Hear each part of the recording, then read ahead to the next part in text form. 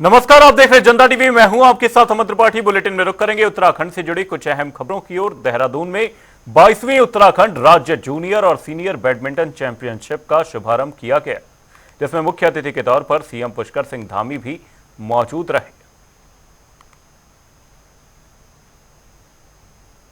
खेल के क्षेत्र में आज उत्तराखंड राष्ट्रीय और अंतर्राष्ट्रीय स्तर पर अपनी एक विशेष पहचान बना रहा है और अल्मोड़ा से आने वाले हमारे प्रतिभावान खिलाड़ी लक्ष्य सेन कई राष्ट्रीय और अंतर्राष्ट्रीय स्तर के खेलों में पदक जीतने के साथ ही प्रदेश व देश का लगातार नाम रोशन कर रहे हैं और पेरिस ओलंपिक में भी प्रतिभाग कर रहे हैं। अभी अमित सिन्हा जी बता रहे थे कि इस बार उन्होंने हमारे राज्य से ही जो है अपना नाम दिया है, तो इसके लिए मैं विशेष रूप से और जो हमारे चार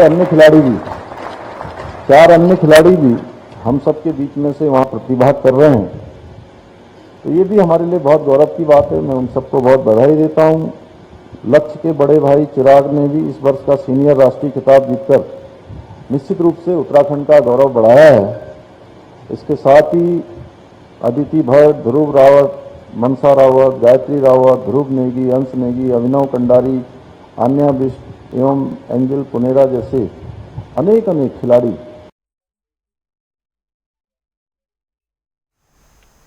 मुख्यमंत्री पुष्कर सिंह धामी ने टिहरी जन क्रांति के नायक अमर शहीद श्रीदेव सुमन की पुण्यतिथि पर उनके चित्र पर पुष्पांजलि अर्पित कर श्रद्धांजलि दी। इस दौरान उन्होंने कहा कि उन्होंने कठिन परिस्थितियों में लोकशाही के लिए संघर्ष किया।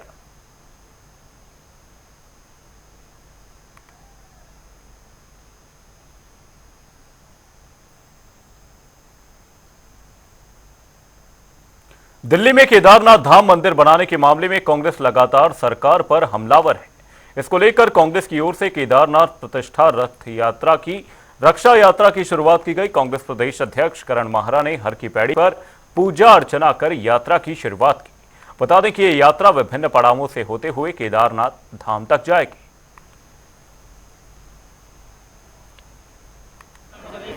पार्टी ने और भाजपा सरकार ने धार्मिक आस्था, विश्वास और केदारनाथ धाम के अस्तित्व के साथ खिलवाड़ करने की कोशिश की है। ये क्षम्य नहीं है, ये अपराध है, पाप है। और सनातन धर्म में जो अनुयायी है, जो सनातन धर्मी है, उनकी भावनाओं के साथ भी कहीं न कहीं भाजपा ने एक प्रकार से प्रहार किया है। और इसी को लेकर आज पवित्र धरती हरिद्वार हर की पैड़ी से केदारनाथ धाम तक कांग्रेस के हमारे साथी सहयोगी, हमारे वरिष्ठ नेता, हमारे सभी माननीय विधायक, पूर्व विधायक, कांग्रेस के सभी प्रमुख लोग इस यात्रा में प्रतिभाग कर रहे हैं, पद यात्रा कर रहे हैं। वैसे दोस्त लाउड एंड क्लियर है कि ये चारों धाम हमारी आध्यात्मिक परंपरा के प्रतीक हैं। इनके साथ जब भी कोई छेड़छाड़ की जाएगी, हमारी परंपराओं के साथ, हमारे आध्यात्मिक स्वरूप के साथ कभी छेड़छाड़ की जाएगी, कुछ गलत कदम उठाए जाएंगे, तो उसके खिलाफ उत्तराखंड का जनमत जो है खड़ा होगा। और असलियत यह है कि राम का नाम लेने वाले, भगवान केदार की बात करने वाले खुद एक व्यवसायी के मंदिर का उद्घाटन करने जाते हैं, शिलान्यास करते हैं और कहते हैं कि यहाँ आगे भी वही पुण्य मिलेगा जो केदारनाथ जाके। मन चंगा तो कटौती में गंगा भाई। आप ध्यान यहीं बैठ के कर लो, केदार बाबा का आशीर्वाद मिल जाएगा कहा जाता है। लेकिन जिस तरीके से ये सब कुछ चल रहा है उसका हम विरोध करो, एक्सपोज करने का ही काम है।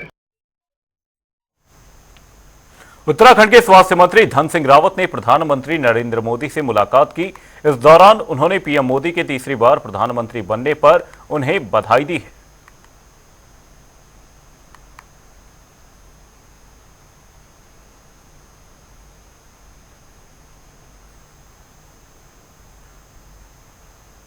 देहरादून में राज्यपाल से राजभवन में डीजीपी अभिनव कुमार ने शिष्टाचार भेंट की। इस दौरान राज्यपाल ने डीजीपी से प्रदेश की कानून व्यवस्था सहित चारधाम और कांवड़ यात्रा के बारे में जानकारी प्राप्त की है।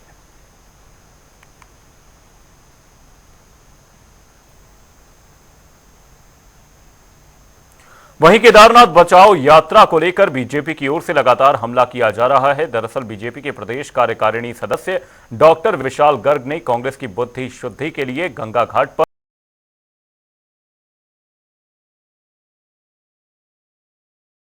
को लेकर कांग्रेस की ओर से जिस तरह से झूठा प्रचार प्रसार किया जा रहा है वह सरासर गलत है। वहीं प्रदेश महामंत्री आदित्य कोठारी ने भी कांग्रेस पर आरोप लगाए हैं।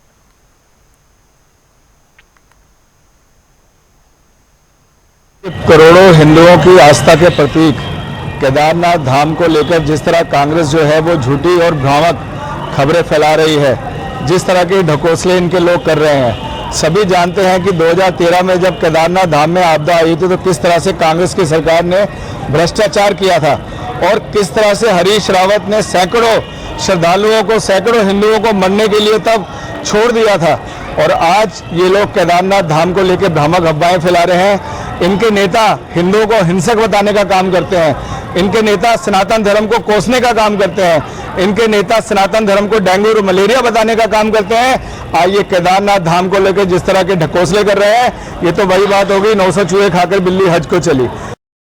कांग्रेस केदारनाथ धाम के नाम पर केवल राजनीति कर रही है और ऐसा नहीं है कि बद्रीनाथ धाम या केदारनाथ धाम के नाम से देश भर में कई अन्य दुरुपयोग न हुआ हो। पहले भी बहुत बार दुरुपयोग हुआ है, लेकिन प्रदेश के यशस्वी मुख्यमंत्री आदरणीय पुष्कर सिंह धामी जी ने इस पर कठोर निर्णय लिया है और सरकार ने ये तय किया है कि धामों के नाम से, चाहे वो बद्रीनाथ धाम हो, केदारनाथ धाम हो, गंगोत्री धाम हो, यमुनोत्री धाम हो, इसके नाम से देश में कहीं भी इसका दुरुपयोग नहीं होगा।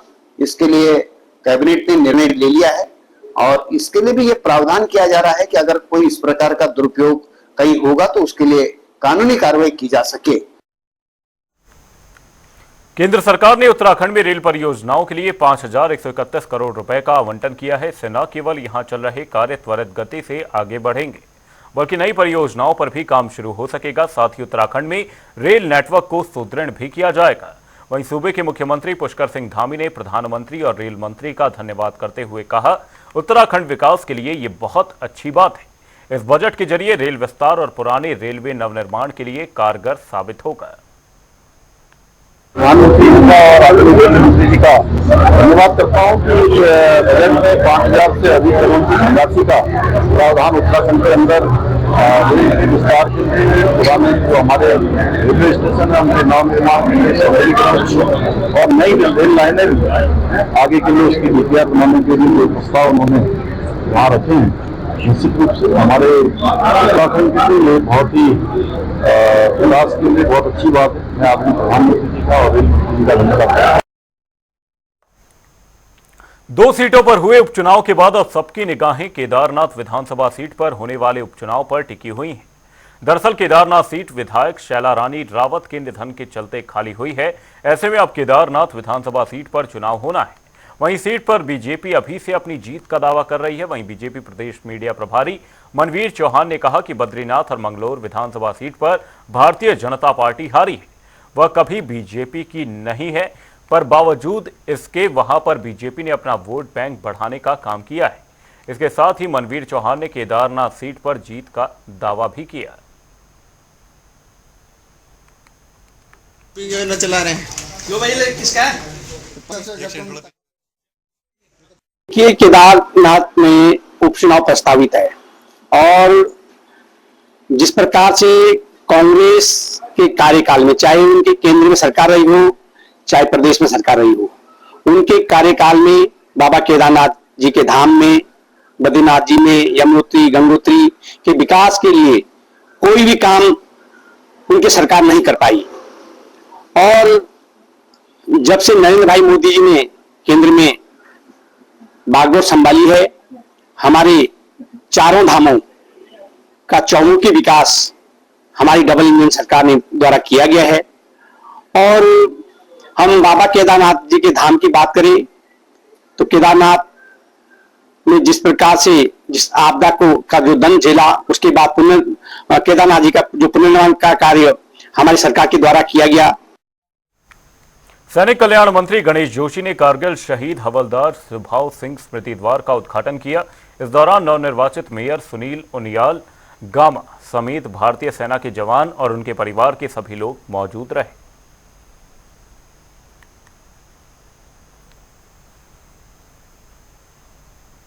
दिल्ली में बीजेपी की 2 दिवसीय राष्ट्रीय स्तर पर बैठक है। इस पर जानकारी देते हुए बीजेपी प्रदेश महामंत्री आदित्य कोठारी ने बताया कि बैठक में आगामी कार्यक्रमों की तैयारी को लेकर विचार विमर्श होने के बाद शेड्यूल तय किया जाएगा। उन्होंने कहा कि प्राथमिक सदस्यता नए सिरे से शुरू होने जा रही है, जिसके बाद सक्रिय सदस्यता होगी, जिसका सत्यापन किया जाएगा।